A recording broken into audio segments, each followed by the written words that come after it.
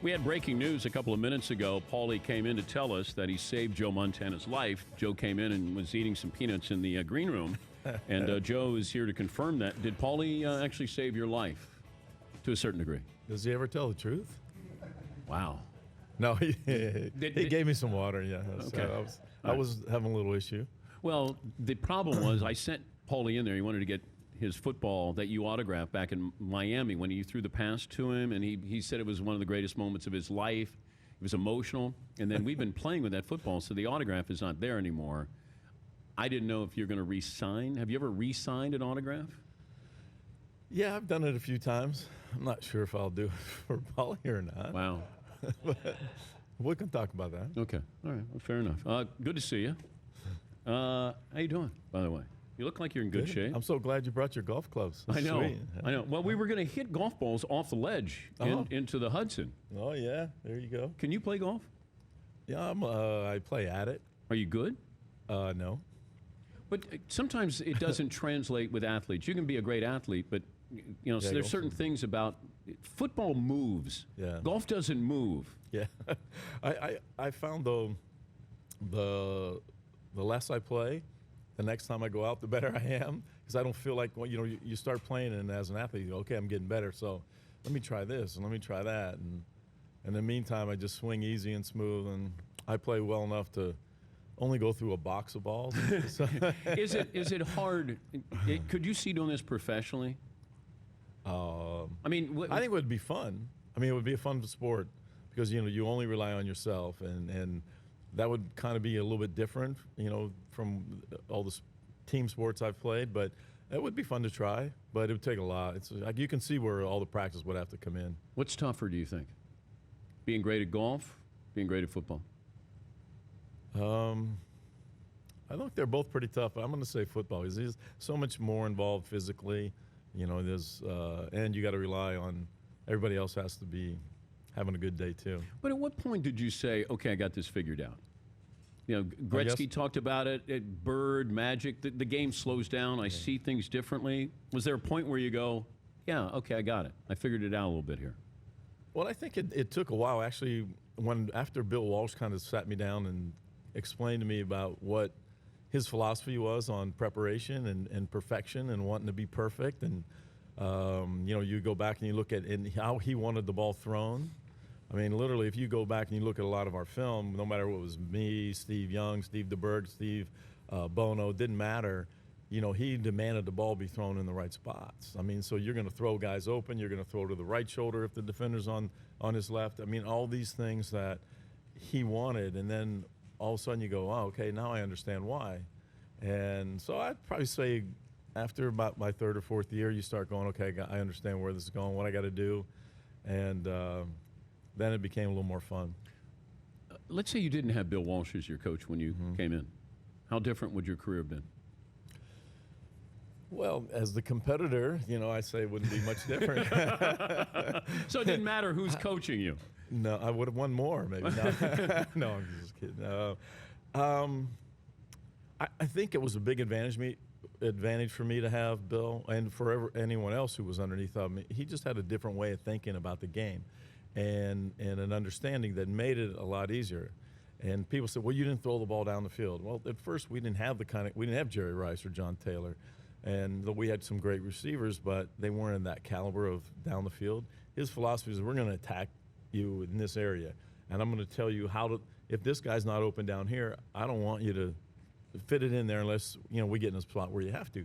I'm going to give you 2 or 3 other guys down here. They're going to try to control this coverage, and if that's not there, we're going to give you go here 1, 2, 3, 4, 5. We'd work all the way through progressions all the time on every play. So it was fun to be with. I don't know if anyone else taught it that way, but it was certainly good for me. Confidence-wise, like just being around you socially, you're not a cocky, confident guy. But if you put on that football uniform, what's different about you? I don't know. My wife always says I have 2 different personalities. So when you go out there, you have to be. When you cross that line, we talk about it with our kids. And when you cross that line, you got to be somebody different. And at that point in time, you have. you have to believe in yourself, because a lot of times you're going to be the only person who may believe in you, because you may have one of those days with the ball in your hand that you're going to go, oh my gosh, can't wait till this game's over. But the only person that has to believe in you always is yourself, and you have to have that in there, because if you don't believe in yourself, those people in there already know if you do or you don't when you get across the line. Would you have a problem if somebody says Peyton Manning's better than you? No. Brady? No. Now, is this the cocky Joe or the humble Joe? Well, no. I mean, everybody's going to say somebody's better than somebody, right? So I don't have an issue with that. But do you believe that Peyton is better than you? As a competitor, I would say nobody's better. That's all right. You got your uniform on. I like that. I crossed that line over there. I saw it. It was snow. It was snow, but I thought it was a line. But should he say the same thing, that he's a better quarterback than you? Of course. You know, and you won't. And the thing about it is, you won't see anybody saying that. It's always, but inside, you know, they believe it. Do you think Brady feels like he's better than you? Oh, they all. If he doesn't, he should.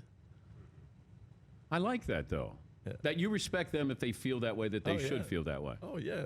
I mean, every time you walk on the field, do I like watching the other quarterback play? Yeah, but I know him better than he is. I still, but if you had your West Coast offense with Bill Walsh, with today's rules, because you weren't a big numbers guy, you know, it was economical greatness. Yeah. What would it be? Can you put numbers and say, okay, what we did then, if I threw 27 touchdown passes, that's like throwing 40 touchdowns now.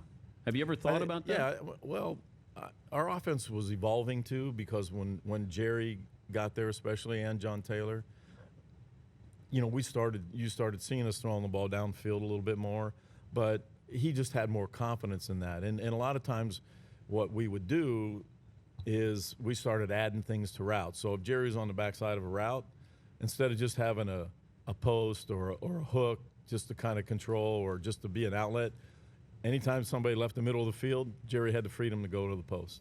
And so the offense became a lot more fun, because there was always a chance you were going to throw something down the field. And as soon as that safety left, it was, oh, yeah. So, because you knew one thing, if Jerry had to err, he was going to err on the side of getting down the middle of the field. So, so I think it would have been a lot more fun in today's era, because you would have seen a little bit more diverse offense coming out of Bill, because he wasn't adverse to changing things that he believed, but he had to have a reason to change. And, you know, when those guys came along, it really gave him a reason to do it. Do you think you would be calling plays at the line of scrimmage? With Bill, together long enough, yeah, he'd get to a point where he probably could trust me. We were getting to that point because we would start thinking alike, and you start thinking about what's coming in. And the problem we had with our offense is that we have so many plays in our offense. So for you to go through, and a lot of times I still joke with Theismann about the Pro Bowl one year, because we get into the Pro Bowl, and day one, Bill puts in 30. We lost to Washington that year. And so Bill's the coach. He puts in 35 pass plays on day one, and Theismann's going, "Oh, this is great. We got all the passes in one day." And I go, "What are you talking about?" He goes, "Well, he gave us 35 passes." I go, "He's going to put passes in till Saturday." He goes, "You can't do that. This is the Pro Bowl." I go, "No." He goes, typically on our first day, we'll get 80 to 90 passes on day one. So to be able to call your own plays and get through that, you have to kind of cut that package down. So I'm not sure how much of that he would really want to do. I was just looking at a photograph the other day. I was showing someone that was one day we had a wristband that had plays on it. And they said, "I thought you never did that." I said, "Well, this was Bill's thing this one week was we're going to call a 2-play package. So we're going to go up and we're going to always call 2 plays." So on top of all the other stuff, he said, "I don't want you to learn them because it's going to be that's a lot of stuff to put in." So it was the only time we ever wore a wristband and you see plays on it was our 2. This 2 is going to call both plays in huddle, and we're just going to get up and run them. What was your code word if you were changing the play? We used colors, and they changed, but we used mostly black was our live color. But so if I heard the word black, then I knew. So we always use a color at the start of it. Call one for me. When you get to the line, you go green 80, green 80. You always probably hear that a lot of, right? Green, everybody would never use because green thinks it's live color because it's green means go. But in most cases, we use black. So anytime you heard black instead of green, anything that came after black was a live play. So you'll hear us say black 58 Razor, which was like full protection. Jerry going deep. Jerry going to the post. There was nobody in the middle, and I knew it. So. Can you stick around for another segment? Yeah, sure. McLovin has a question for you coming up. No, I don't. Yes, you do. It's not a question. It's a statement. It's a statement. Oh. So McLovin has a statement for you, Joe. Has he been thrown in the water yet? He has not. He has not.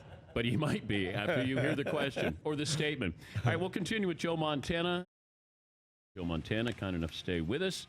And courtesy of M&M's. You brought in bags of M&M's here. Thank you for the Danettes. What are you doing with the company? We're doing a little color commentating for the game. And I'm going to be with their favorite spokes candy, Yellow. Yellow's going to do the color. I'm going to do the commentating.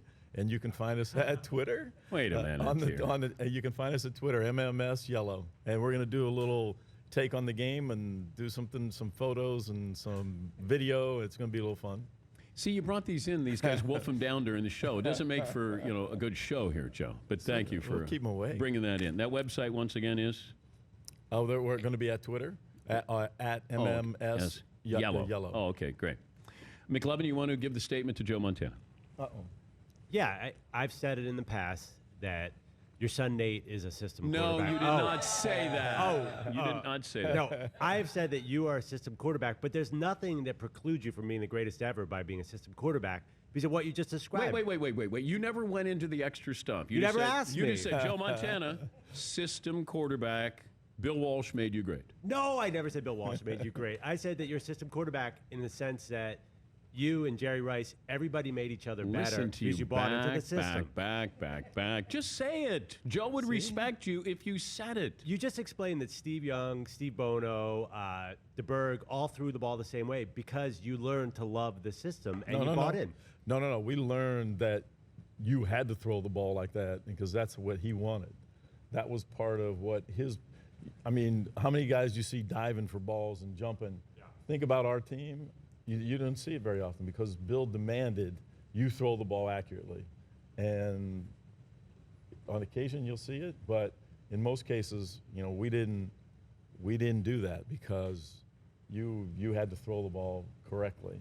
An example, I think, of a non-system quarterback, Fran Tarkenton, guys like, I don't think you were that kind of quarterback, or Randall Cunningham. Those are non-system quarterbacks. They made plays that were outside of what was the offensive game plan.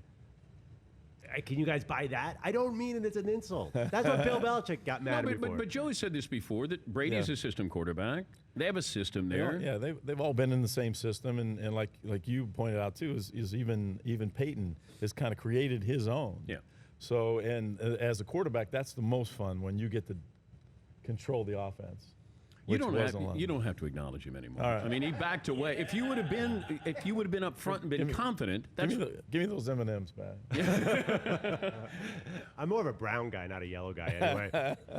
But I look at the whole system thing. Favre was a system with his own system, so everybody's a system quarterback. It's just maybe certain quarterbacks don't get as much credit because we feel like the quarterback is making them more robotic. Yeah, I'd be curious to see how much, when he went to Denver with Peyton, how much he took with him and how much he made, and changes in for what they already had, and to see whether he kind of brought his way of doing it to there. So, because I think that's kind of what you see, because he basically runs the offense, and he's not going to make up a whole new offense to go to and be able to do that, what he's doing right now. It was just too much work.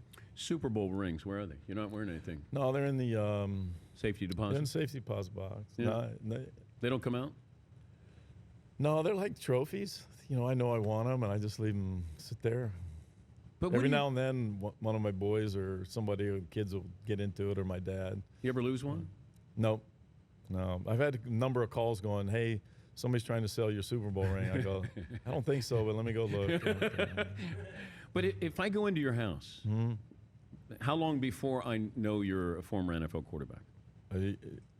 You won't. In the house itself? Yeah, you won't see nothing. it. No. We have a workout room outside in another building that we kind of keep it. A lot of it's mostly photos, but in the workout room, yeah, you'll see all that. My wife did put up a bunch of stuff. But do you allow yourself to ever sit back and appreciate what you did? When's the last time you did that? Oh, I don't know. we don't spend much time up now. It's usually getting the thing I like the most are the photographs of from when you're with someone else, or we got ones where we're taking pictures where we're me, Ronnie, Eric, Wright, Keena, trying to remember, or hold Mr. DeBarlow sideways in one of the photos, and just those are the things that stick with you more than the trophies and the awards. It's that part of it that means the most, and that's the thing I think about more when I see the photo. It sparks a memory. But when you can have your career and your greatest moments of your life, and then you're 37, and then you have to get on with your life. Yeah. Like that transition from Joe Montana football player to Joe Montana, husband, father, businessman. How tough was that initially for you? Initially, it was really hard. I think that was probably the toughest thing to do, is because I'd never smoked cigarettes, or like everyone, you try them, but I never was one of those things. But I always picture how hard it must be for someone to quit smoking cold turkey, because that's what it is with football. It's not like basketball where you can go out and still get a pickup game, play around, have some fun. Football, half of us can't run from here to the door when you retire. So that's the only thing I can imagine it being like, because it was pretty difficult even trying to watch games, because you're still going, God, I could have stayed another year or two, and get maybe depressed. Yeah, back then, a little bit. Yeah, you start when Sundays came around, when the games were on. Yeah, it was hard to watch, because you're sitting there going, you know everybody, and you played against everybody. So no matter what team you're watching, you still were too close to it at that point. Ever think of coming back? When you had first Thought retired? about it yesterday. Well, they're not touching quarterbacks now, Joe. I know. I could sit in the pocket and hang in there and get rid of it early like Peyton. Being a diplomat in the huddle, because Jerry was needy. Jerry needed the ball, right? Yeah, but you know what's funny is Jerry rarely. You know when Jerry would say something? More so than if the game was tight and it was close and we weren't getting him the ball, or we were losing at a point in the game and he wasn't getting the ball, then he would say something. But in most cases, he was pretty quiet. The only thing he worried about is how clean his uniform was. It's amazing. He'd change his uniform at halftime. I know. I didn't realize that, but it was pretty funny. Can you say he's the greatest football player of all time? I don't know. The positions are so different, but I'll tell you what, there's not a whole lot that are better that played that position that I've seen, and in his ability. But can you have one player be the best player in the history of the game? I don't think so. It's too hard. They change so much. Sometimes you look way back, the ball even changed in shape, right? So it's. Boy, could you imagine throwing that ball back then in the 50s? Oh, I know. Oh, it'd be crazy. Yeah, it's like throwing a watermelon. I know. Do you want to clear up the Rudy thing here? You got some flack last time, or a couple of years ago when you came on. I'm good with Rudy. Yeah, you're good with Rudy? Yeah, I thought I was trying to figure out what you're going to get me in trouble with this time. Well, no, you do a pretty good job at yourself. I mean, you just said there was a little fiction in Rudy. The truth. Yeah, you did. I told the truth. But people, were you amazed at the reaction here? Like, people don't want the truth. I know. They don't want to hear that. I got myself in trouble a couple weeks ago for that. With what? I was talking about Cullen, and it really wasn't about Cullen, but I was basically talking about the position. And somebody said, "Hey, how do you think he can get better?" I said, well, "Hey, he's not a pure pocket guy." Oh, so Kaepernick, you had your comments. Okay, yeah. So it was no big deal, but I just basically was saying about the position in general. Usually, what happens is it comes down to those guys, even if they're a runner. At some point, you're going to make throws in the pocket to win the game. Yes. And so that was it. Hadn't your wife told you, Joe, people are waiting to quote you when you say these things? I didn't think it was that bad. Well, the Rudy thing was. No, the Rudy was the truth. But Rudy hurt. The truth hurt. Like, look at those two guys right over there, Seton and Paulie. It hurt them. It hurt them. No, Rudy just knew I was telling the truth, though. Oh, Rudy wasn't bothered by this? No. So Rudy's So Rudy's been lying to us all these years. Well, he's been based on a true story. Documentary. That's how they say it. We thought it was a documentary. Greatest documentary of all time. Dan, we watched it like 9 times after Joe came on. And it's great.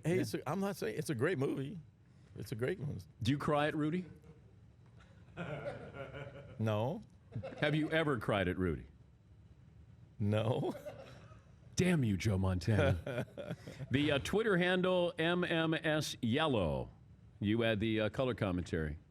Yellow's got color. I got commentary. Look at you. Great to see you as always. You too. Would you sign Paulie's football? Re-sign it? I'm not sure.